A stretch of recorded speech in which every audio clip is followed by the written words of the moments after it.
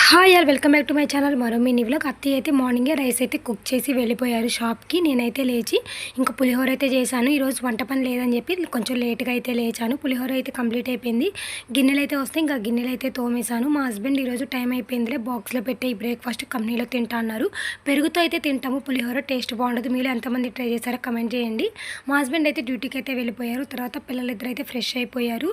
స్కూల్కి అయితే రెడీ చేశాను. తన కోసం అయితే లంచ్ స్నాక్ అయితే పెట్టేశాను. సున్నుండలు చేశాను కదా, అదైతే పెట్టాను.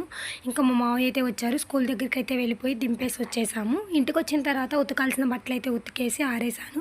తర్వాత టిఫిన్ అయితే తినేసి కాఫీ కూడా తాగి ఇంకా దొండకాయలు అయితే కట్ చేసి దొండకాయలు అయితే వండుతున్నాను. కట్ చేసి అందులోనే కొంచెం సాల్ట్ అయితే వేసుకుని పక్కన పెట్టుకుని వండేటప్పుడు అలా స్క్వీజ్ చేసి వేసుకుంటే అందులోనే స్టార్చ్ అంతా పోయి త్వరగా అయితే ఫ్రై అవుతాయి దొండకాయలు. ఇలా మీలో ఎంతమందికి తెలుసో కమెంట్ చేయండి.